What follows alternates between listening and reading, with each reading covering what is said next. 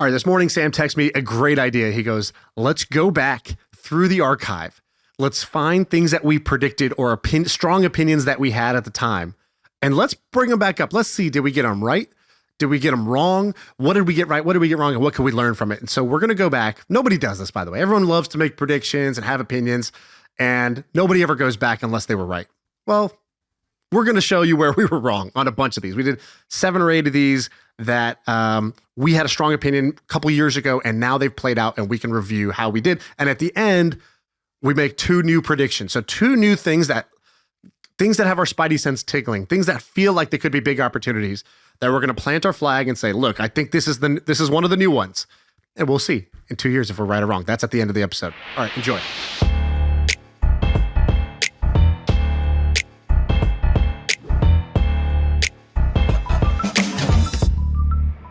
All right, we're live. What are you drinking? This is my secret sauce right now. I'm not telling people about this yet.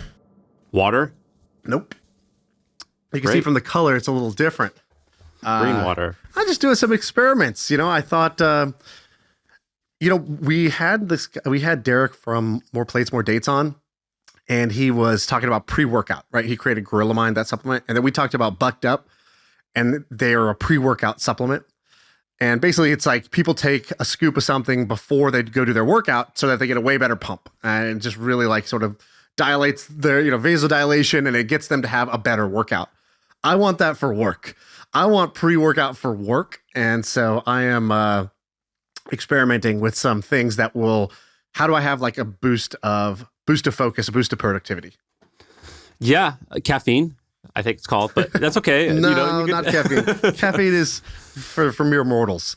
Let me ask you a quick question. All right, by the way, today's episode is going to be exciting. So we're going to go over some of the predictions that we've made, both right and wrong, since the pod started. A lot of these predictions are going to come from the 2020 era. We're going to look back. We're going to call it, what did you say? The I told you episode. I told you so. I told you so. But it is also going to be, I told you we are stupid and we get things wrong as well. I told you so, and sorry I told you that, because I might have been wrong, right? But I definitely told you. I definitely told you. I just want you to take your right hand. I want you to put your right hand in the air real quick. And I want you to reach back, and let's give ourselves a little pat on the back here. Why? Not because our predictions were so great, but because we're actually revisiting predictions, because predictions are one of these things that people love to do. People love to spout random opinions about stuff. And then it just all gets washed away in the noise of social media. Rarely do people ever go back. And when they do go back, it's only for one reason: when they were right. Nobody ever goes back and says, you know what? Nobody asked, but hey, I just want to tell you, I think I was wrong about that one. Or I was at least half wrong about that one. And that's not the code we live by. Not here, not us. And so we're going back. Nobody asked us to do this. We're going back and we're revisiting some of the shit we said. And we're trying to figure out, were we right? Were we wrong? Or something in between? And we have a handful of these that we're going to go back. And these are, like you said, 2-3 years ago. So they've had time to bake. And we'll see how they play out. Not much time, but a little bit of time. And the thing about predictions is I was, there's a lot of crazy stuff going on in the world right now. And I was curious. I was like, you and I have been having this discussion a little bit off the pod about where do you invest your money if you think the world's going to end? Part thought exercise, part things are crazy. And I was looking at a lot of really smart people, smart money people, Bill Ackman, Ray Dalio. You cited Ray Dalio. Ray said this. And my reply to you was, yeah, but he's been wrong about X, Y, and Z. And I had to go and dive deep about where they were wrong. Because if you just read the Wikipedia page, you see when they are right. Bill Ackman was right about all these things, but but he actually lost a ton of money on this thing. So predictions are challenging because not only are they hard to make, but the people who get them right a bunch of times are also wrong a ton of times. So it's really challenging to know who to listen to. It's like a batting average, right? You can if you bat 300, I don't follow baseball anymore, but I think you're an all-star. And that means, you're missing 2 out of 3, right? You're not hitting on 2 out of 3. Predictions are way, way, way worse than that, right? If you're predicting correctly on 5 to 10% of your predictions, but you're right in a big way, meaning you're non-consensus. So you're right about something that a lot of other people are wrong about, then you make it big, which is one of my favorite quotes. I said this on the Chris Williamson pod: pessimists get to be right and optimists get to be rich. And so one thing we'll see when we go through these, I think, is that the times where we said, it's not going to work, those are the ones where we have a higher hit rate, right? Because pessimists naturally get to be right more often. However, the money is made when you're an optimist about something that other people are pessimistic about. Or as my father once told me, hey, even a blind squirrel find a nut once in a while. So I love that phrase, by the way. Speaking of nuts and seeds, let me tell you about this first one. So a few years ago, I was interested in freezing sperm. The reason I was interested in freezing sperm is because... We don't need to know, but okay. No, listen, men's sperm count is going down like a crazy amount. Remember Ben, our old producer Ben, had this big thread on Twitter where he was like, he documented sperm count and he like made some drastic prediction that like in 50 years, like very small percentage of men are actually going to be able to procreate. And this is actually a really big deal. And so I've been interested in that topic for a minute. And so I tried freezing my sperm and I actually looked at the episode that we talked about it. And the episode was Sam's unboxing of his sperm kit or something like that. Yeah, because you had it. You like held it up. Dude, here's the story. You have to get the sample. First of all, to do it at a hospital, which I also did, you have to bring the specimen 30 minutes after capturing it. So, like, if you're not close to a hospital, I don't know what you do. You go in the room, you go in the parking lot. I don't know. It's like a really weird thing to collect, and it's a very shameful thing to hand the nurse. There's a special parking area. There's a covered parking area you can pull into. It's a very shameful thing. Like when you walk into the doctor and drop the bag. It's way. Have you ever given pee? It's like that's kind of shameful. Giving sperm totally. is way worse. And so I'm always making excuses. I'm like, I just didn't have a lot of water today, and they're like, we don't need to know. I'm like, I captured the specimen though. Yeah. It's a very shameful thing to do. So anyway, I tried one of these at-home services and I brought it to my office because you have to do it and then you have the refrigerator and then you have to mail it in. And I like packed it in a box within a box so no one even knew, but I had to do it at lunchtime. And people in my office were like, what's that in the refrigerator? What's this box? And I was like, oh, it's just a thing. It's a thing. But it says it's like a biohazard or something on there. And then eventually someone was like, all right, what is this? And I'm like, it's my sperm. And my employees got really angry at me and they like told HR and I was like, I don't know what you want me to do, man. This is what I had to do. So that's like a funny update. But I tried two services. One was called Legacy. One was called Daddy, DADI. At the time, Legacy had raised $1.5 million. And the update on them is they've since raised a round of 3.5, a round of 15 million, a round of 25 million. So what's that? That's $45 million they've raised. So I presume things are going well with them. So the most recent round was in 2022. Daddy, the company that I talked about at that point, it's kind of a weird name. I don't even like saying that. They had only raised let's bleep that out. Yeah, it's weird, man. So that company has since been acquired. They were bought in 2022 for $100 million. So that is a thing that we nailed, I think. And I think you almost had back-to-back episodes because you also were talking about TRT. We said DTC-TRT. I think we were like six letters. If you want to make $100 million, DTC-TRT, and we were both like, that's a great idea. And I thought you were going to start that company because I was like, this is genuinely researched it like crazy. A fantastic idea. You researched it and I was like, you're kind of shameless enough to go do that. But you didn't do it, but you did introduce me to the company that was doing it, I think. And we both invested in it, And we both invested in it. It's doing fantastic. A company called Hone. And they've gone, they're gangbusters. Every one of their updates is fantastic. So yeah, I think that was a right prediction, I would say. And those were both off the beaten path. I don't think a whole lot of entrepreneurs were thinking about capturing the specimen, so to speak. And you were, and that it paid off. I think I invested at a $10 or $15 million valuation. I haven't read their updates because I think it got sent to my old email. If you're listening to this, Hone, update my email. But I imagine that business is worth 9 figures. I would think. I think it's worth 10 times what we invested in.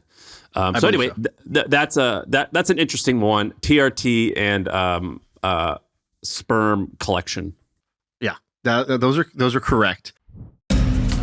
I can't find this client info. Have you heard of HubSpot? HubSpot is a CRM platform, so it shares its data across every application. Every team can stay aligned. No out-of-sync spreadsheets or dueling databases. HubSpot. Grow better.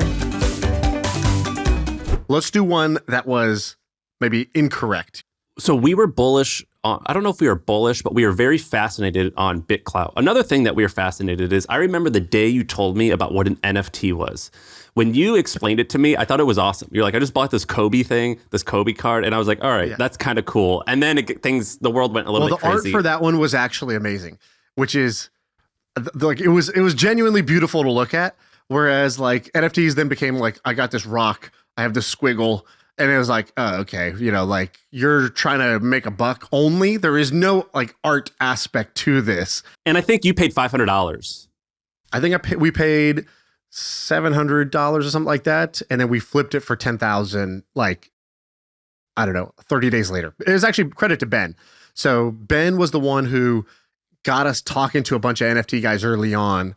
And, the right move would have been to just go crazy on it for a while or invest in the companies behind it.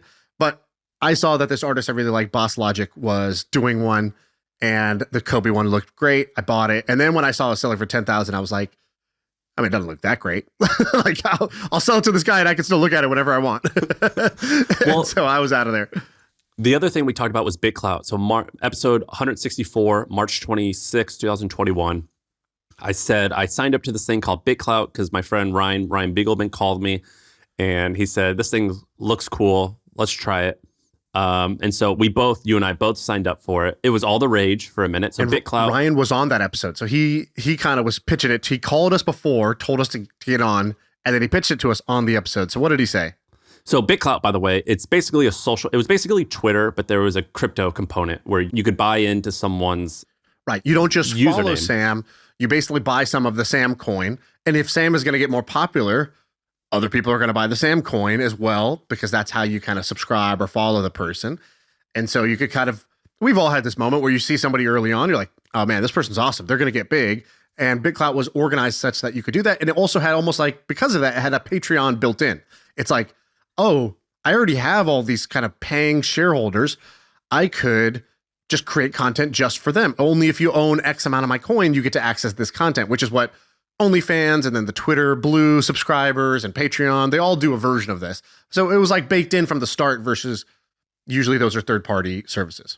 And it was a service. It was one of the very few crypto things I actually thought was interesting. I think you were saying it's interesting let's do the Ryan one first. So Ryan goes, I remember when Facebook came to my college and we were one of the first colleges. It was really fun. This is the first time I felt like that in a long time. That's why I wanted to come on the show. And then you jumped in and you were like, yeah, two big differences though. One, you didn't have to have money on Facebook. You just, you just go use it. And two, like you're putting money into this thing that we don't know the people behind this. We don't know how it's working. Like it's a little nerve wracking, and and there was no withdrawal button at the time. You couldn't even withdraw money from it. You're like, hey, red flag, money can only go in and it can't come out. And then we were like, nah, don't worry about all that, bro. Like downer over here. and I said, here's my quote. I don't know, I don't know if this is a scam. It kind of looks scammy to me. And then I had found out who's behind it. They were anonymous at the time, but I had found out who was behind it by asking around. And I said, I do know the founders. They're legit people in the tech scene, and they do have a reputation in our circles. And they had raised, I don't know, hundreds of millions of dollars from Andreessen Horowitz and others. And we had the founder on. Later, we had the founder on. And I said, and what I liked about it, I was like, today, if I sell on Amazon, I keep 70% of the value I'm creating being a merchant on Amazon. If I stream on YouTube, I'm keeping, 70% of what I actually not 70%, more like it's like a 60-40 split of the ad revenue. Twitch is, roughly 50%. Then you go down to like Facebook, Instagram, Twitter, and the users at the time captured zero. Like those were multi-billion dollar companies that the users who created all of the content and consumed all of the content, the users did all of the work to create the value of the network, were getting nothing. And I said, well, it does seem like crypto is kind of cool because it can change that. It can basically reward the people who do the work, who create the content on these networks. And the second thing is we loved the growth hack. So what they had done was they took all the popular Twitter people and they just pre-bought a bunch of their coins. So when I joined, I think there was like $75,000 of value for me to just go claim. And I was like, okay. I'll push that button. Let's see what happens. And so they had used the money they raised to buy up popular people's coins. And then to claim your coins, you had to be like sign up for your account and tweet out, hey, I'm verifying my Bitclout. And that was kind of going viral for a bit. And that mechanic worked until it didn't work and Bitclout failed. And we know several people personally, Dharmesh and a few others, that invested millions of dollars publicly into Bitclout. And that one, and so you know, smart people were doing it. It was an interesting idea. Ultimately, that idea failed. And so I would say, you know, we were excited. I was more excited about it than you for sure. You were like immediately, I think, you were pretty much out, correct? Well, I was out, but I liked the idea of it. The idea of it was actually fairly interesting. Like, I liked the free money. Yeah, well, no, like Twitter ended up doing it where they just like gave you money. So I get paid, I think, $3,000 a year. It's on track for $3,000 a year for tweeting and like getting impressions. That's cool, but you didn't need the crypto component of it. No, but that's different. You get paid a share of ad revenue. Me for following you early on, kind of being one of your early believers, for retweeting your content, for all that stuff. I couldn't benefit from that, right? Yeah, but it's the same outcome for me as the creator. I get like, I feel a little bit more bought in. Well, no, because like, what was your last Twitter check? $50? Whatever 3,000 divided by 12 is. $300 maybe, something like that. $400 okay, so, maybe. So let's say you made $400. Bitclout early on when it had, I don't know, 50,000 users, something like that. Yeah, you're like 75,000. My account was worth $750,000. Like, you know, I could have literally pushed the button and cashed that out if I had wanted to. Dude, I cashed out a little bit of it. Someone bought a bunch from. Someone's like, "Hey, I'll give you Ethereum for all this," and I was like, "Yours." I sold it. Someone wired me. The funny thing, do you know there's a new one that's basically the same model and it's crushing right now? Friends in Tech or something? Friend Tech, yeah. I'm not on it right now just because I have been busy with other stuff, but it's generated like 250 million in revenue for the project itself. And I think it's distributed the equal amount to or people have generated that much on it as well. So then it sounds like Bitclout, well, let's do an update on Bitclout, but it sounds like we are wrong about Bitclout and that Bitclout didn't work. The idea did work in Friend Tech, right? I think I would bet that in the long horizon, let's call it 20 years, these networks will be built in with, these networks will do this. They will have a currency for the users on the network. And so the users who contribute to the network will own and control the network. So I do believe that's going to be true. Friend Tech, I think, is like another kind of like attempt. I don't think it's probably the one, but I do think over the long haul, somebody will do that. So where's Bitclout now? They changed this thing called DSO, I think, right? Yeah, they're doing a bunch of stuff. I haven't kept up with it, but yeah, Bitclout, they were like, oh, that was just one app on top of the DSO protocol. And then the DSO protocol had like many apps, the Diamond app and this app. I don't think any. The honest truth is, I don't think any of it's gotten off the ground in a meaningful way. All right, pick a winner, or don't pick a winner. Pick an interesting one. Okay, an interesting one. Okay, Clout kitchens. So way back, we did an episode. Let me find the. I think we were talking about My Cookie Dealer and a bunch of other. No, you weren't brands. There. So I came over to your office to record one day. You couldn't make it for whatever reason. And you were like, oh, my buddy Stu, who had been kind of listening to some episodes, Stu Iverson was there. And he was like, I'll jump in. And he jumped in and he had a bunch of ideas. One of the ideas he had was he goes, you know how Travis Kalanick has left Uber and he's got this idea of cloud kitchen. So he's like, you know, I'm going to create these restaurants that are just built for Uber Eats, built for DoorDash, and they'll be delivery only. There's no physical location, blah, blah, blah. He goes, well, there's a better, I have another idea. Clout kitchens. And I was like, Clout kitchen? What do you mean? He goes like, you know, social media guys who have clout, you know, they have this like, you know, they have a big influence. He's like, I think they're going to open up their own restaurant. Just like, you know, there's Margaritaville and there's Gordon Ramsay has his restaurants or whatever. You're going to see celebrities create their own restaurant brands. They're just going to license their name and face to somebody.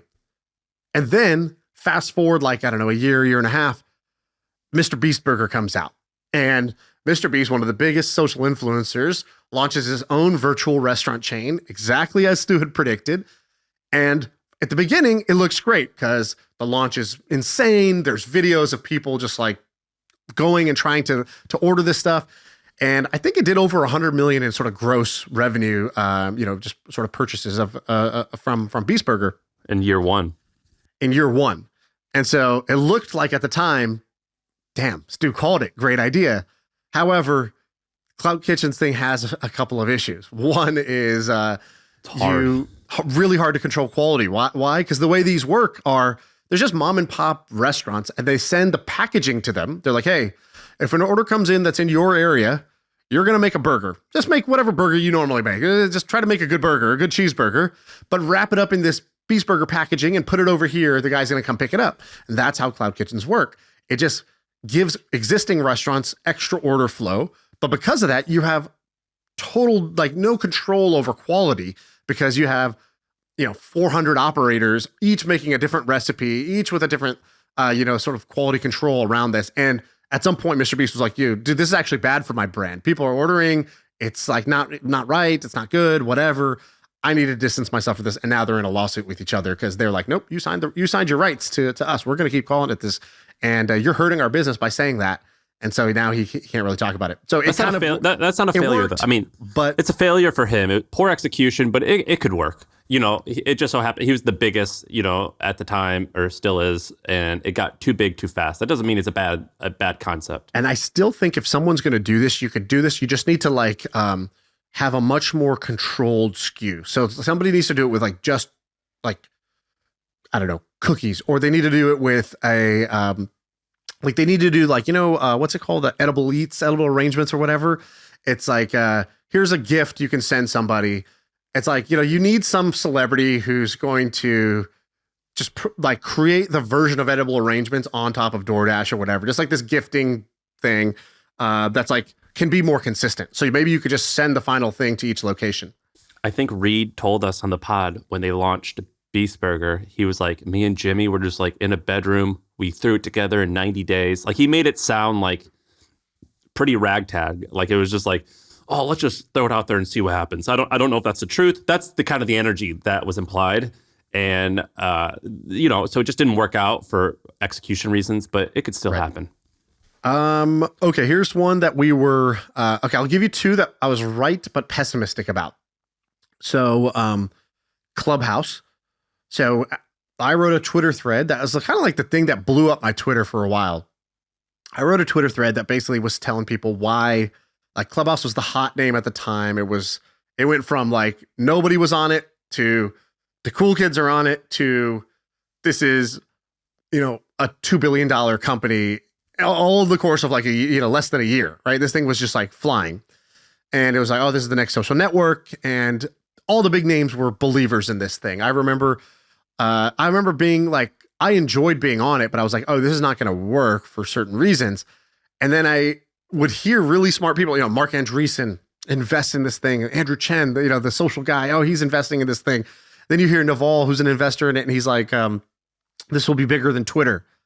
And then, Sahil from Gumroad, I remember listening to him on a Clubhouse thing, and he's Clubhouse will be bigger than Twitter because everybody can speak and not everybody can write. And I was that's not how this works. You can't just be my app, it's called Breathe and everybody breathes. So I'm going to be the most valuable company. I was what is this logic?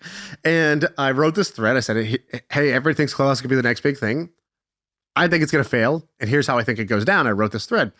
The thread goes viral. Yeah, you had celebrities reach out. Isn't that how you met Hassan Minhaj and who else? I think so. There was a bunch of people that were I don't want to name drop, you know what I mean? But it was crazy. It was people that I admired.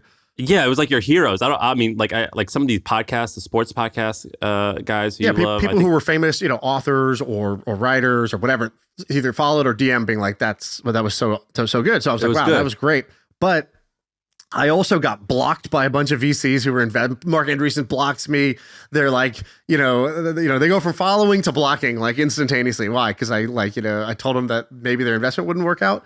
And I got some hate. Some people were oh, why are you rooting for a startup to fail? I didn't say I'm rooting for it. You actually, in the thing, you said, I don't want them to fail. I just have experience in this space and I don't think it's going to turn out nicely. Yeah, but I think rightfully so. People don't believe that, where it's look, I wish you the best. They say that like when they're fighting, like, look, I wish you good luck. And it's like, no, you don't. But I think, fast forward, I don't know when that was. I think that was 2021. So fast forward 2 years now. And I feel like not just was I right that Clubhouse failed, step by step, because I was like, this is what they're going to do. They're going to realize that this doesn't, like, that they can't grow the thing this way. They're going to then launch a recording feature because they're going to say, you're missing the live show. Just record it. We're going to optimize towards people creating shows versus people just hanging out. And they're going to try recording. And then no one's going to watch the recordings. And then here's what they're going to do. They're going to be like, we looked at the data, and actually, yeah, people don't watch these recordings because what makes the great live show isn't as good and it isn't a well-edited recording. So then they're going to be like, who really uses this? People who hang out and make friends on this. And we're going to switch to a Hangout product. And sure enough, they switched to a Hangout product. And they did basically each of the steps except for the last one, which I predicted was like, they end up sort of fire selling it to Facebook for, whatever, $70 million. And then he becomes a product manager at Facebook. Like, that part hasn't happened yet. But pretty much step by step. So that one was a right, but pessimistic. And, I guess one takeaway is it doesn't really matter to be right when it's pessimistic. There's nothing really that great comes of it. You kind of look like an asshole, even if you're right. Yeah, exactly. I'm like, oh, great. Now I'm like, yeah, I told you they would fail. And it's like, oh, okay. Speaking of things that you say that you don't really mean, did I tell you about that time that a kid flew in from England? No, what? One time when the hustle was getting started, this kid called me from England. He goes, I love the hustle. And I was like, all right, let's talk. I started talking to him and we just bullshit. At the end, I go, yeah, if you're ever in SF, just let me know and we'll help you out.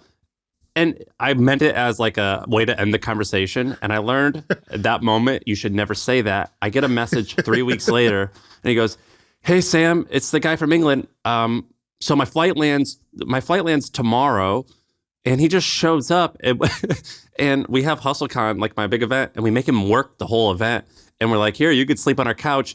And we dress him up in a Texas outfit. He had never been to America before. We gave him cowboy boots and a hat that we had in an office. And we called him Texas Sam the whole weekend. And he stayed with us for like 5 days, all because on the phone, I was like, yeah, So now I don't say those things anymore. If I don't mean it, I try not to say it. That sounds like an amazing experience. That sounds awesome. Well, it was only it could have been. It could have been bad. Lemonade out of lemons situation for you. Well, it could have been horrible. What was the other one? You had two. Was it Thrasio's? Thrasio, yeah. So Thrasio was this company that was buying up all the It was a roll up, an aggregator of Amazon brands, Amazon. One FBA of the fastest growing startups ever. I think they went from zero to $1 billion in market cap or valuation in like 12 months. And tons of revenue, and then tons of copycats because everyone was like, oh, Thrasio, one of the fastest growing startups in the world. We're going to repeat this. And we had friends who did it too. Some of our friends went and did the same thing where they bought a bunch of Amazon businesses. May they rest in peace. But it didn't work, right? That's the problem. So, I remember calling Andrew Wilkinson and I was like, yeah, what do you think about this Thrasio stuff? And I was like, I kind of get it because, they're doing, like, I think roll-ups in general are just like a really nice blueprint for a business. This roll-up kind of makes sense. Andrew had done a semi-roll-up with Shopify apps. And so I was like, do you see this as like, a really good opportunity? What do you think? And he goes, I think they're picking up pennies in front of a steamroller. And I'd never heard that before, but I guess that's a phrase, like a Charlie Munger type phrase. If Andrew says anything interesting, it most likely came from Charlie Munger. That's his hero. And Charlie has wonderful phrases. So most of the wisdom he has is from Charlie Munger. And I go, what do you mean? And he's like, it's like picking up pennies in front of a steamroller. Like, you're going to pick them up. You're picking up these little kind of like what seems like these little cheap assets. And you think it's all going well until you get completely run over. And if you fast forward till today, that's pretty much exactly what played out. These guys bought up a bunch of businesses. They rolled up what looked like a lot of revenue. And then they got run over. And at the time, we did an episode. And the things we had said were basically, so I basically took Andrew's point of view. And I was like, that does feel more right than the other way. And I said, well, what could be the problems? And I was like, basically, these FBA businesses are not very durable. So if you're going to do a roll-up, you kind of want durability to be one of the highest characteristics. Like, normally in business, we think growth is the best thing. But actually, when you're buying businesses, it's more about not being wrong than it is about everything going right. And so you want durability when you're rolling these up. They bought trash. They bought they would buy one of the 1,000 vendors on Amazon selling Chinese dog leashes for $25. You know what I mean? Like I think they bought trash. And so like, Amazon is not durable for many reasons. Number one, your spot in the rankings for these commodity products really matters. And like, it's a constant battle to get your ranking to stay high, which includes things like people going and leaving fake reviews on your thing so that your account gets taken down. Like, oh, let me just spam you with reviews so that Amazon detects you and then delists you, right? That's shit like that. Or copycats or people who pay more or whatever. Then there's Amazon themselves launching basics. So for every good category, Amazon's like, cool, here's the Amazon basic. And what do you know? It's at the top, right? Like that was also happening. Then there was the last thing, the sort of the death blow, which is Andrew at Tiny. They sort of believe what I think a few other of these like holdco types believe, which is that synergies are massively overrated. That like, it's very easy to talk yourself into. We're going to buy these 5 companies and then synergy. And it's like, what synergy? It's like, we're going to centralize the back office and we're going to cross promote with each other. It's like, no, actually, none of these brands had enough brand love for you to cross promote anything. Nobody trusted you. The synergies in the back office actually just turned into like a bunch of people not really watching what was going on in these individual businesses the way they were when it was just one person owning them. So what's the update on them? So Thrasio is basically dead. I don't know exactly what the stage is. It's either a fire sale, bankruptcy, but it's dead. And so are all of the aggregators. And so now there's like the opposite phenomenon. There's like a deloading, and which is actually probably a better opportunity to go pick the best 10 assets from all these aggregators who are completely underwater and they just have to, basically get rid of all these assets. And so, Thrasio and all the Thrasio copycats did not work out. All right, I'll tell you one that I wasn't exactly right. And the times that this turned out to be true, it didn't play out how I thought it was going to. So something that I've talked to you about, I think since 2019, 2020, was privacy. So if you look back on some of our episodes when we were still in the old office, so this was 2019, I had this insight from the founder of Pandora. So Pandora is the music service. The founder one time told me, he was like, yeah, like many of our users are like middle of America, like dentists who like have Pandora playing in the background. And what we've noticed about them is they sometimes won't sign up because they don't want to click the link that says they agree to our terms and services and our privacy statements. And to me, that meant the average Joe cares more about privacy than a lot of people think. At the time, 2019, privacy wasn't that big of a thing where you just click yes no matter what. I think and so I predicted there's going to be a lot of businesses that are going to be created on top of that. Another example that I had was DuckDuckGo. DuckDuckGo is a privacy search engine that doesn't like track you in the same way Google does. Their searches have gone up like crazy. And the business has gone on to raise $100 million, of which most of it, I believe, was a secondary sale. So they're quietly killing it. But I thought that this was going to be more popular than it has been. It's kind of gotten popular because TikTok. So I think in Minnesota it is, or Montana it is. They have banned or are trying to ban TikTok for privacy reasons. They're mostly doing it because they don't like China, not because necessarily. So this is where I was wrong. They're doing it for the Chinese purpose, not exactly the privacy purpose. But I thought that this was by now going to be a lot more popular than it is. It's slowly growing, but it's not. We don't care if you give up all your data, but you better give it up to an American company. Yeah. You better give it up to us. Yeah. So I didn't nail that yet. I'm still holding out. But I thought by now it would have picked up a little bit, but it hasn't. So I'm going to give you one that we got right and wrong at the same time. Meaning, we did an episode back in 2020, July of 2020. COVID has been like raging for 3 months. And we do an episode called Is GPT-3 the Next Big Thing? Episode number 94. We're like in 500 now. This is 94. And we had gotten access to this tool called GPT-3, which at the time you had to like get an API key you had to borrow that. You had to get a friend to get you an invite to get GPT-3. And it wasn't that good. It was okay. We were pretty stunned by it, mostly because we're 12-year-olds and we like made it write like a rap song in the form of Cardi B for us. And we were like, this is hilarious. This is amazing. It just wrote a rap. Like this rap is actually good. I said, write a rap by Cardi B. And the title of the rap was Walk That Plank. And it was a very long, it was like, it had rhymes as if Cardi B was saying it. It was very, very and raunchy. we were both so impressed, and we were like, "This is amazing." And we were basically like, "Hey, this is super cool." Blah blah blah. And we correctly back in July 2020, before ChatGPT became the fastest growing product of all time, before OpenAI became a $100 billion company, before AI was the trend, we released an episode with the title is GPT-3 the next big thing. Answer was yes. However, I count this as an L. Why? Because we just giggled about the rap lyrics and didn't do shit else. We didn't do anything about it. The move, the optimal move was drop everything and go work for OpenAI. The second optimal move which you said. You said in one of the episodes, you said, if I'm smart, I should drop everything and go work in that area. And I'm not smart, turns out, right? Then I proved to myself that I was not smart.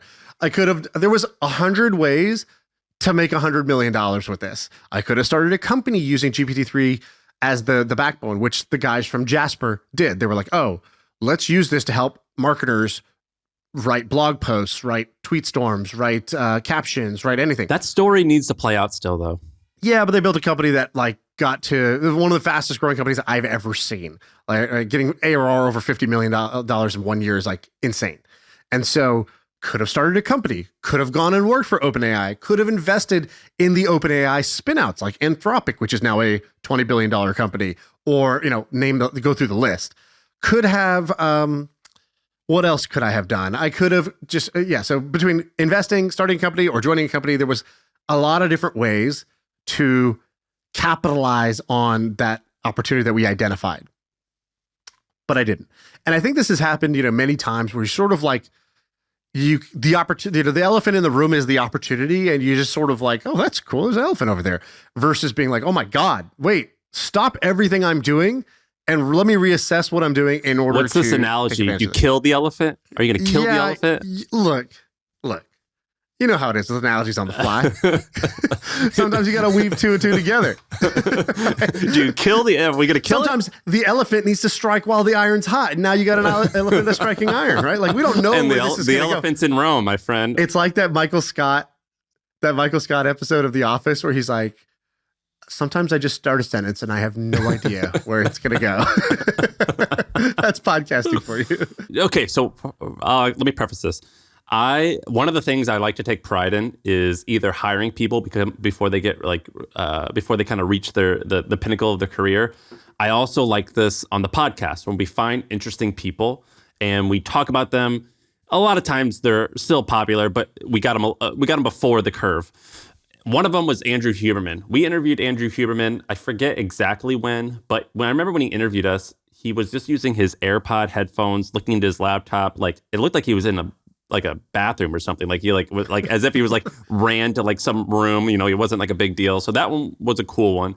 So I got somebody here that this is all you. So you come on the episode one day and you go, you know this guy, Bryan Johnson? And I'm like, nah, not really. You're like, Venmo? I'm like, yeah, of course. And you're like, well, it's owned by a company called Braintree. Braintree? I'm like, vaguely, payments company, something. And you go, listen to this guy's story. So this guy's story is basically Bryan Johnson. I'm not gonna do his whole life story, but interesting kind of early on door-to-door sales type of guy, ends up creating a tech company. Braintree buys Venmo, sells Braintree to PayPal for $700, $800 million, creates this Neuralink type of thing, this brain reader. And you're like, but forget all that. I'm like, forget all that? That was a lot. That was amazing. You're like, forget all of it. Go to this website, blueprint.bryanjohnson.com. And I go, and it's size 6 font. It looks like I'm reading from a textbook. And you're like, this guy is measuring every part of his body, every single organ. He is measuring it, and then he is optimizing it, and he's doing crazy shit. And look at this. He's been doing this for a year. And I had never heard of this. Most people had never heard of this. Bryan Johnson now, I would say I think he's kind of tipped where actually in the tech industry, everybody knows about him. Even some mainstream people, they'll call him the guy who's trying not to die or something like that. Yeah. Oh, that guy. Yeah, I've seen him. He looks weird, right? Because I bring him up in every conversation I could find an excuse to because he's fascinating. And people are like, that's great. Oh, I just don't feel like that's going to work, right? It's a very polarizing thing. But you found this early and you were watching him. You were talking about it. Then we got him on the pod early on. Great. and we're about to release another episode. I went to his house. We recorded another one, but like, I feel like you spotted, this was your Uber angel investment, right? You spotted Bryan Johnson way before anybody else was really paying attention to him. Let me explain the story. It's been long enough. I can tell the story finally. Here's how I found out about Bryan. I can't name names. I have a friend that was going on a first date with this lady he had just met. And he goes, hey, Sam, I'm going to take this lady. She seems awesome. I want to take her on a first date. I'm going to take her. I have a little plane. I want to take her up in the plane and we're going to fly around F1. You know, F1 was in Austin. We're going to go above the stadium and it's going to be an ordeal. Would you and Sarah like to come on this double date? I would love it if you'd come. We said, yeah, sure. Sarah gets sick. And I text him. I go, hey, man, Sarah's not in anymore, but I'll still go. And so I go. You on a third wheel? I third wheel on this date. And we go on this date. And she's a lovely woman, whatever. And it wasn't trying to be cool, but I was trying to hype up my buddy. And I go, hey, lady, have you ever been in a plane on a first date? Like, this is pretty cool. She wasn't trying to damp the mood or, you know, like rub it in this guy's face. But she goes, oh, yeah, you know, this other guy I used to date, he liked to fly. And we're like, huh. So we asked a few more questions and we're like, what does he fly? And she named some jet that's like a $40 million jet.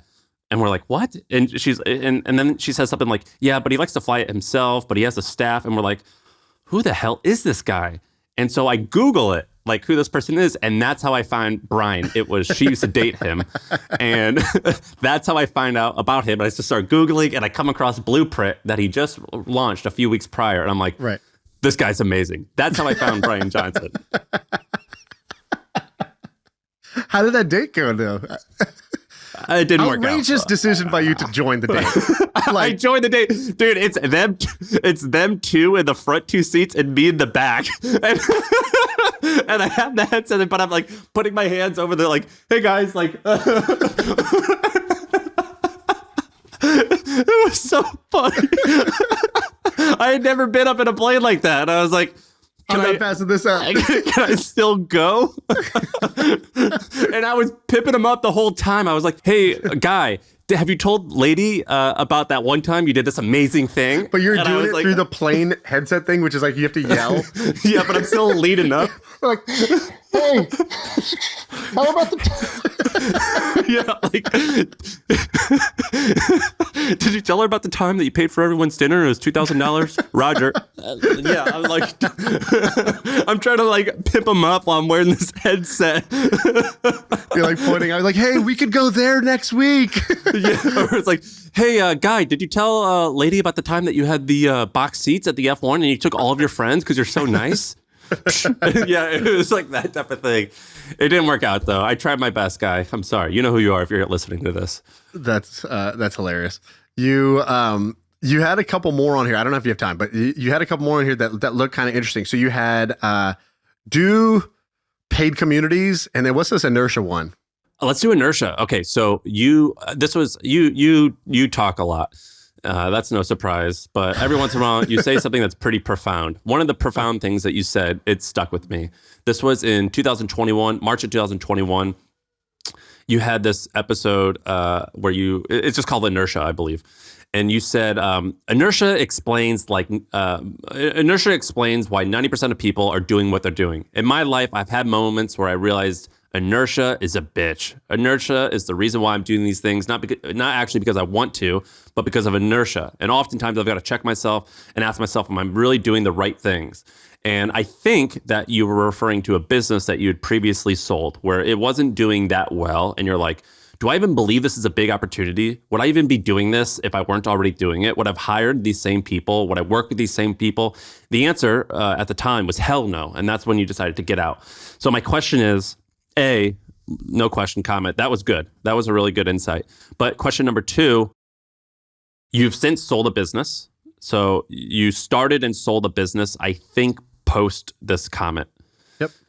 Do you still think about inertia? All the time. And by the way, this came to me. Think about inertia. Yeah, it's like the Roman Empire for some guys. For me, it's inertia. This happened because I had a come to Jesus moment. I was with our buddy Sully, and we used to go in San Francisco. If you drive like 30 minutes down south out of San Francisco, there's these like casinos that are like half casinos. Yeah. So we go down there and we're hanging out, we're playing, we're having a good time. At the end of the night, he's like, so why are you, he's like, so I don't get what you're doing. And I go, like, casino? What are you talking about? He's like, no, this whole thing you were, because I was at Monkey Inferno at the time. And to the outside, what I was doing was the greatest job ever. If anybody had ever seen, you've seen our office at Monkey Inferno. It was literally the nicest office you have ever been to in your life. I called it a billionaire's playground is what it was. And that's what it was. He literally a billionaire literally built his dream office, and we just got to use it. There's a chef every day, and there's a gym, and but it's like for only the 15 people that we were there. It was and then you had 20 or 15 engineers who are paid really nicely, and you could just do whatever you want. And the job was, Shaan, you get to come up with any idea you want. Here's a team of super talented engineers to build them, and designers. Here's the funding. You never have to go raise funding. You get paid the salary and you own the equity. You can, by the way, you don't want to focus on one. Go ahead, do 4 at a time. Build 4 at a time. You have enough resources. Go ahead, do everything, right? And I'm 24 years old when he names me CEO. And at 24, that was the greatest opportunity, the greatest experience ever. At 25, incredible opportunity. Then I was 29 and I was still doing the same thing, except for now the pressure of like succeeding. Like at the beginning it was like, dude, this is going to be awesome. We have so many shots on goal. We're going to do it. Then we took a lot of shots on goal and we made some good things happen, but no big, huge win, which is what we were all going for. And by the end, we were really trying to like force a square peg into a round hole. It just wasn't working. But our mandate was like, build the next Twitter, build the next Snapchat. It's like, dude, that's really fucking hard to do. But like, okay, we're going to keep trying. And so I got this talented team in this beautiful office. I'm CEO. I'm getting paid well. I got equity. I got everything you would want. And here's my best friend, the guy I looked up to, saying, what the hell are you doing? And I was like, he's looking at me like I'm a junkie. Like, dude, what are you doing with your life? And I'm like, what are you talking about? This is amazing. Of course, this is amazing, right? And he's like, you told me how much money you made back then. And I think it was like low 6 figures, it was over $100,000, but less than $200,000. And I remember when you told me that, I was like, I was making 160 at the time. Yeah. I was like, that's the most money of anyone I know. Like, you have $100,000? Like that, it was huge. I remember you told me that amount, and I was like, you're so rich. It was huge to me too. I was like, this is amazing. And then I was like, and if any of these ideas hit, this is great. So he's talking to me. He's just like, I feel like you're just doing the same thing over and over again and not getting a result you want. And I was like, he basically asked me a very simple question. He's like, if you weren't already working on this project, if I just took the project away, if tomorrow this whole company had to fold because, they forgot to pay their bills and whatever, this folded tomorrow, would you pick up the phone? Would you call these same people and say, hey, we're still doing this idea, right? That's the biggest idea we could possibly think of. It's the one we must do. Would you call these same people to work on this same idea? And my answer was, yes, the same people. Hell no, not the same idea. And I was like, that's kind of a shitty realization to have. It's like, I was like, am I an idiot? And he's like, no. He's like, this is common. He's like, inertia is a bitch. And he's like, almost all of us are just doing what we're doing because we were already doing it. And like this even happens with investments. After we got acquired, I got a bunch of Amazon stock. And so my portfolio was like super skewed towards Amazon. I was, all of a sudden, here's millions of dollars of Amazon stock. Okay. If you had just given me the millions of dollars, I wouldn't have put all of it into Amazon only. But because it was already there, I was like, should I sell Amazon? I don't know. It's a good company, right? It's like, because it was already there, my decision was totally different than if I had just re-underwritten the decision from scratch, saying if I just had this money today, is this exactly how I would allocate it? The same thing happens in your portfolio as happens in the time of your life. Like, would I allocate my energy and my talents to this project, or am I just doing it because I've been doing it? If I'm just doing it because that's what I'm already doing, and I think the sad answer is that for most people, they're doing what they're doing because they're already doing it. It's not the thing that if they had a blank slate today, they would just go back and recreate this. That's the same argument my wife gave to me about selling HubSpot stock. I've not sold any. And she was like, well, would you buy this stock anyway? My argument was, well, first of all, I do like the company, but do I like it enough to have that much of my portfolio in it? I don't know. But my argument is like, well, but I don't want to pay taxes. And frankly, I'm not sure if that's a good argument or not. But I am a victim of it as well. Yeah, of course. There's nuances to some of these things, but like that same principle just applies to a lot of parts of your life. A lot of people are in relationships they don't want to be in because they're already in the relationship. They're in jobs they don't want to be in because they're in it.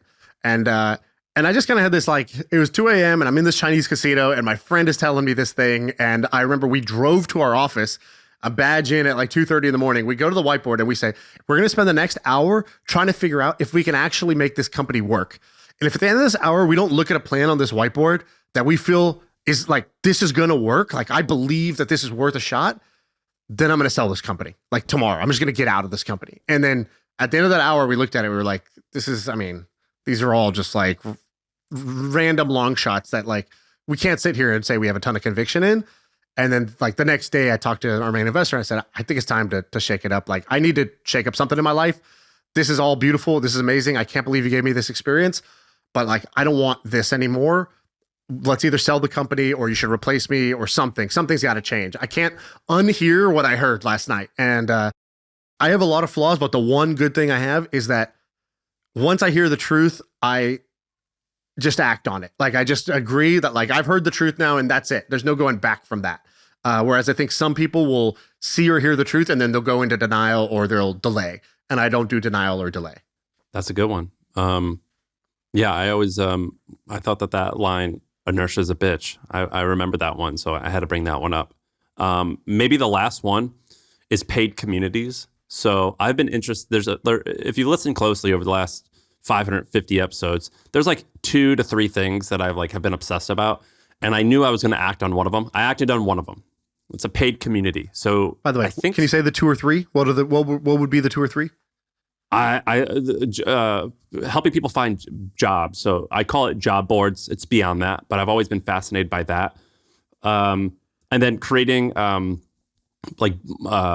somewhat related, but I've always been fascinated by the trucking industry or other like blue collar essential jobs that don't have a lot of technology or software in order to help them be more efficient. So those are like 2 or 3 things that I've always really liked. And then of course, B2B media companies and database and research businesses. But the other one that I really loved was paid communities. And if you listen closely, starting in 2020, I did a lot of breakdowns on different paid communities. So I mentioned Tiger 21, Vistage, which has since sold. So I talked about Vistage. A lot of people didn't know what Vistage is. It's like similar to what Hampton does, so similar to what YPO does, but the target market is CEOs and business owners of like plumbing companies in middle of America. Doesn't sound that huge, but it has since sold for about $1.8 billion, I think about 8 or 10 months ago. Now it's doing close to $500 million a year in sales, very profitable. And so I talked about paid communities and I talked about Tiger 21, a few other ones. Here's I made a list of pros and cons back in 2020. So this was March 2020. And I'll tell you if I think the pros and cons are true since I've now run Hampton for about 1 year. So pros of paid communities. They can grow quickly. They seemed fun to run if you're interested in the topic. You don't need a lot of money to start them. They definitely seem profitable. And then the cons were a lot of times they don't scale that well. I think churn could be pretty high. And those were like my 2 main cons. So the truth is that they can grow quickly, but you don't want them to grow quickly. You want them to grow slowly. So I was a little bit wrong about that. Can you start them with zero money, $0? Yes. I started Hampton with no money. We didn't even buy a website or a domain name. Can they be very profitable? Yes. The answer is yes, they can. What I got wrong or didn't mention was how meticulous you have to be about growth. And they can get big, but they just take longer. And that's okay, because I think if they take long, usually, not always, if something takes longer to grow, maybe that means that it's going to die, is less likely to die quickly. Example, Thrasios. Grew quickly, probably is going to die very quickly. There's a lot of examples of that.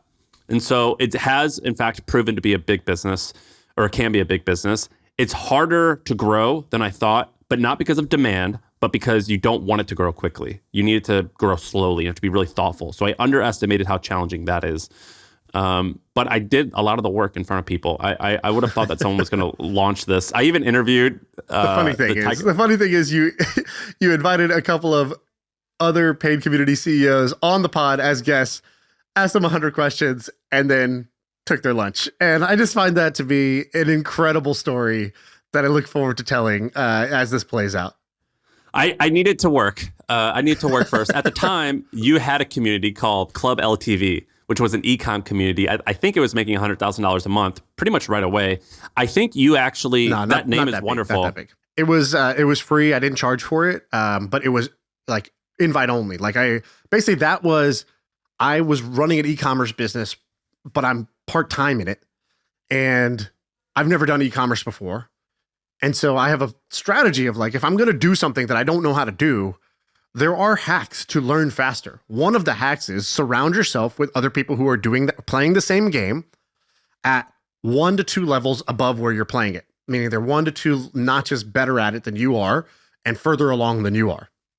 And so when we wanted to grow big on Twitter, I think both of us had a similar idea. We created a text message group called the 100K Club. And we invited 6 people who all had that same goal.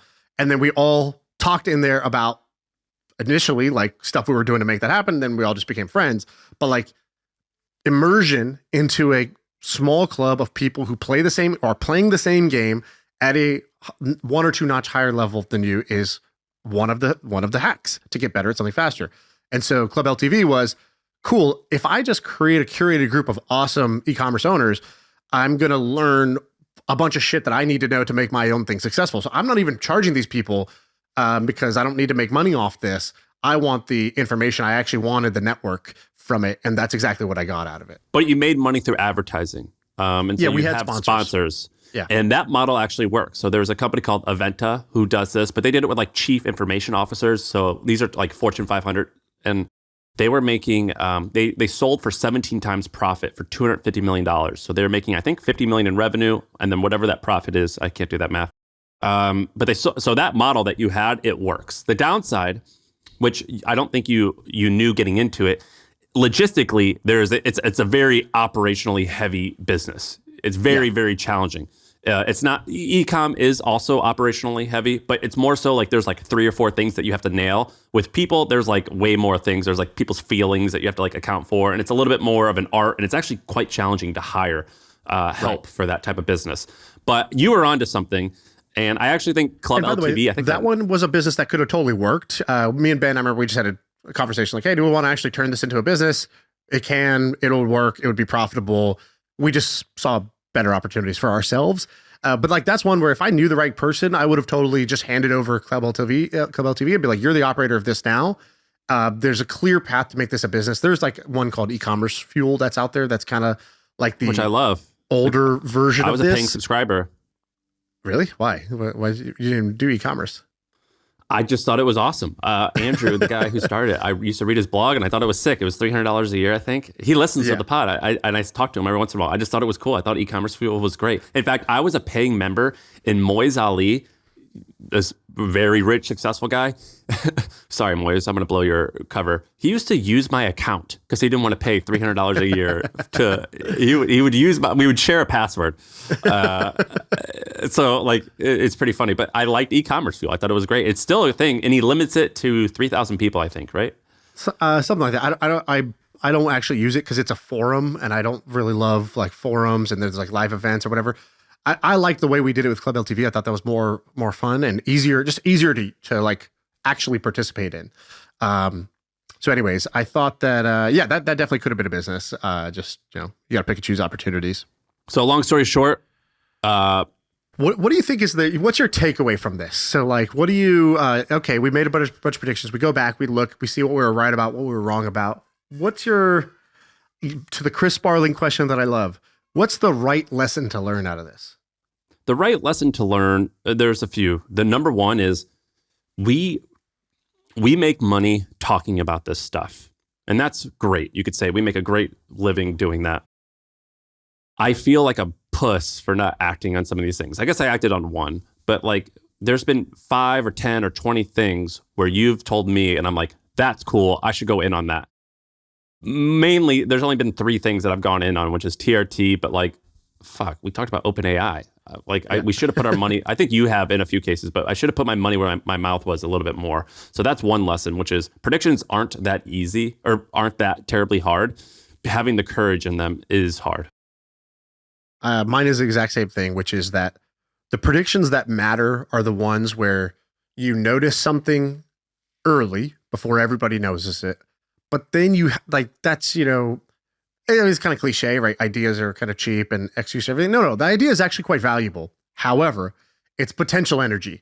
You got to turn the potential energy into kinetic energy. How do you do that? Through like motion, right? So it's like chasing it down and actually doing something with it is where all the value gets created. And me and Ben have actually figured out a little bit of a better way to do this, both through like actually having like vehicles to invest in these things, but also we just continually stop and ask ourselves, like, I think in the last 6 months, there's probably been 2 or 3 times where we say, what's the thing that we see right now that 3 years from now, we're going to be like, dude, we talked about that. That was in front of our face. So why didn't we just go and meet the guy? Why didn't we go and invest in the thing? Why didn't we start one? Whatever it is, right?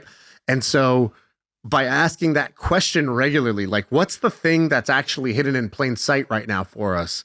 I think I'm going to like turn that dial from like missing a bunch of these opportunities to taking advantage of them. We should do a whole episode on what those things are. Yeah, I will. I'll tell you the way I learned that, by the way, was I met this guy, Anamitra, and Anamitra came to my office and he was the first product manager at Twitter. And I was like, tell me what it was like back then. He's like, well, there was like, I don't know, 12 people in the company. I joined, 15 people, something like that. I joined and I was like, was it obvious at the time that like Twitter was going to become Twitter? He's like, no, not at all. Like Twitter was kind of interesting, but looked pretty frivolous and useless. People were texting out like what they were eating. There was no app at the time.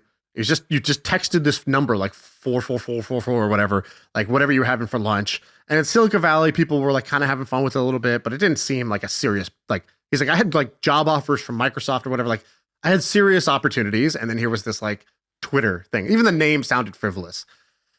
And he's like, but I had learned one important lesson, which is that whenever you see like a phenomenon of behavior, meaning you see people acting in a way that seems strange, weird, or inexplicable or irrational, the natural reaction is to just write it off, be like, I don't know, those are weirdos. That makes no sense. Idiots, and move on. And he's like, what I've learned is, now he's a VC, and he's like, as a VC and as at the time, and he's like, thank God in my career, I realized that, which was when you see that weird behavior that you don't understand, the thing not to do is label it and write it off. It's to lean in and try to understand it.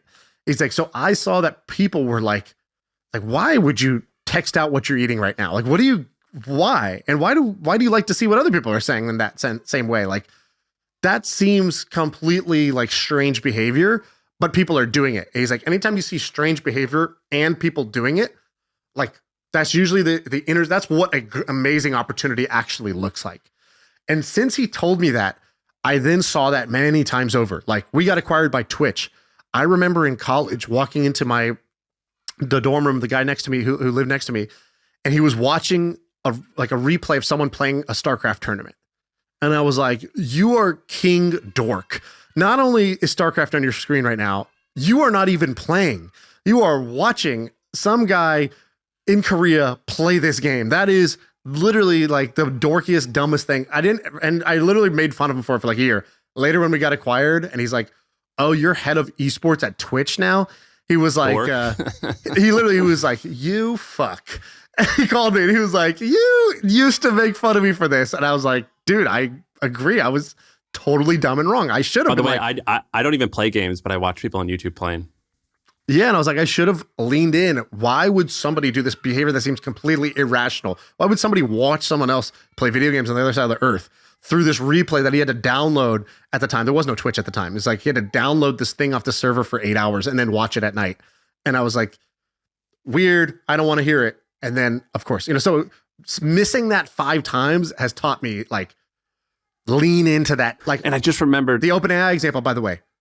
Sam Altman, president of YC, right? He had the best job in Silicon Valley. President of YC was the best job in Silicon Valley at the time.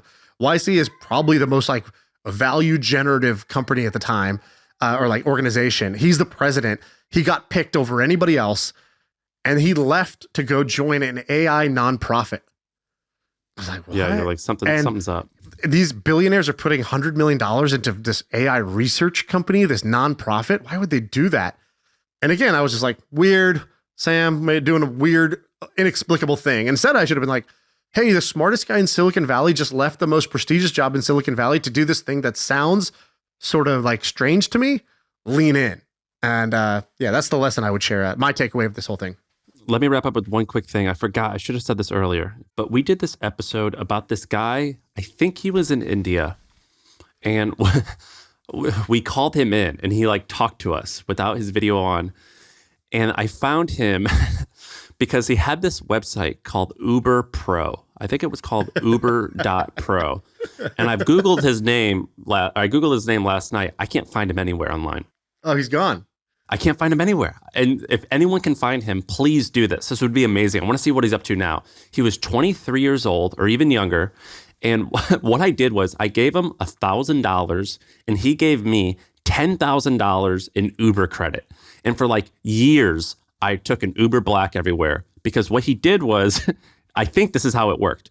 What he did was he found all of these Indian kids that were like in his town.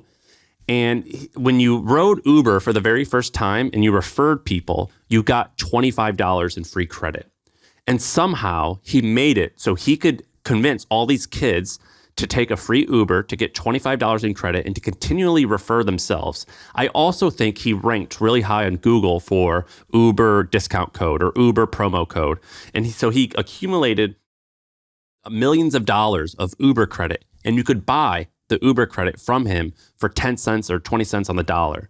And I found this website and I was like, I'm doing this. And I bought, I think $1,000 worth of Uber credit.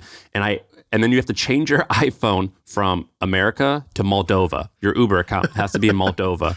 And that was this loophole. And he was making a lot of money doing it. For a guy in India, he was making thousands of dollars a month, which I think in the pod, he's like, yeah, this is so much money. I think he was making 30 grand a month. And I've always wondered, what is that kid up to? I wanted to know. I remember having him on. He was fascinating. He was fascinating. That was a great arbitrage that the guy, had architected for himself. I don't know if it's illegal, but definitely against the rules, questionably unethical. But when you see things like that, they're going somewhere. And I've always wanted to know what happened to that guy. I want to leave you with two of the kind of, I talked about like, why am I hearing about this 3 times? Don't just ignore this. Like, I'm training my brain to not ignore these signals now. I'll give you 2 of them. For people who made it this far in the episode, these are the gem. This is the gem now. This is the part where you're like, holy shit, I can't believe they saved this for the end, which is basically the 2 trends that I see right now that are strangely big. Go to character.ai and pull up how much traffic you see that website has. Oh my God. I would have thought like 10,000 a month. And what's the real number? Oh my God. So 200 million. Exactly. 200 180 million. What? This, like, you could go to the Wall Street Journal, it won't have 200 million. You could go to New York Times, it's not going to have 200 million. No media site has that. And it has an average visit duration of 33 minutes. It's Beta.character.ai. Okay, so I've been on this podcast talking about AI, and I've been talking about like OnlyFans and this like kind of sometimes the crossover between AI and like this like AI OnlyFans thing. And I'm looking at investment opportunities in the space. There are so many companies that are doing this like chat with a AI type of thing, replica, character AI, whatever. And I never thought that would be a thing. They all have ludicrous traffic. We called it, by the way. We talked about replica like a year ago. Girlfriends. AI virtual girlfriends, exactly. And that's a lot of how people use this character AI thing. Like they kind of chat with the chat, Sigmund I think, Freud goes into the gray area a little bit. I mean, it's a lot of like smart people like Einstein, but the top person is Ariana Grande and Billie Eilish, and then like some K-pop lady. Like there's probably a weird thing going on. People being willing to chat with AI for a really long time, so easy to write off as weird, loser. But it's my friend watching StarCraft tournaments in the room next door, right?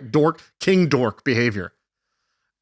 I will not make that mistake again. This is definitely something. I don't think that these companies necessarily are the winners, but like, every product, there's kind of like the wave 1 of attempts, wave 2 of attempts, wave 3, and then finally there's like the last mover, right? The last mover who actually nails it and builds a full-on product around this.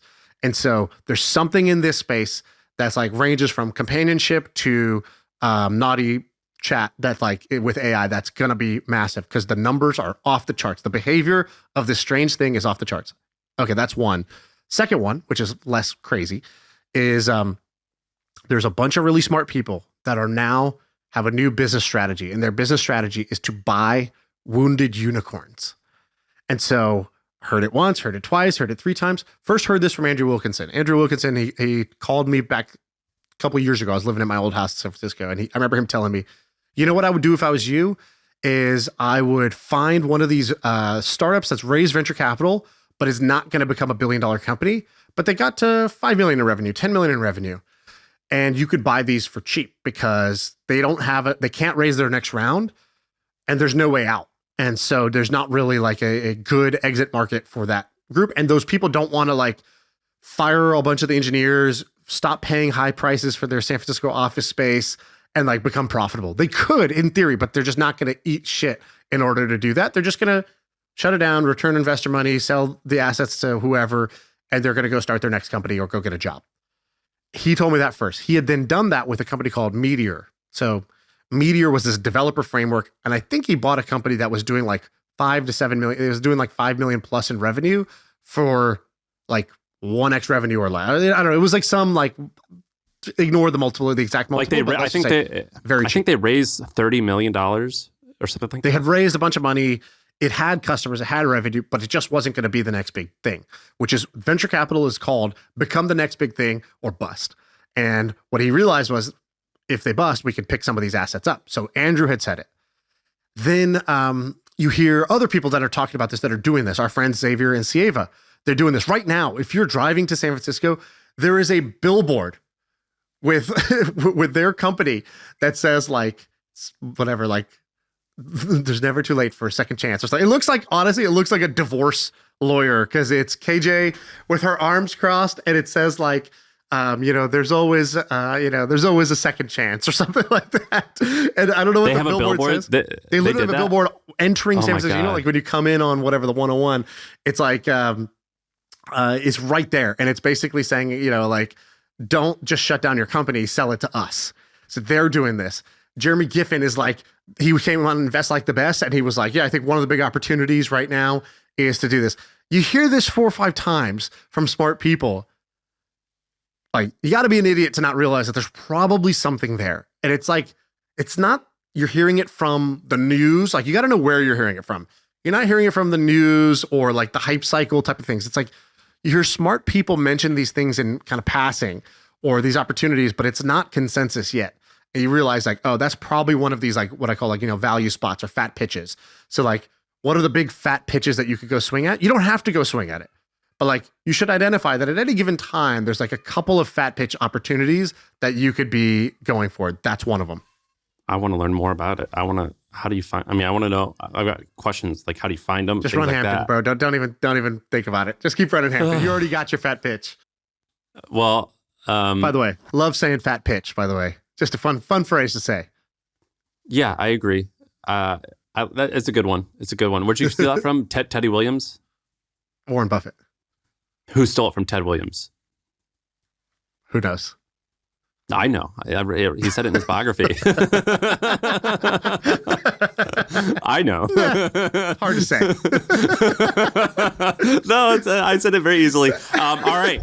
That's the pod.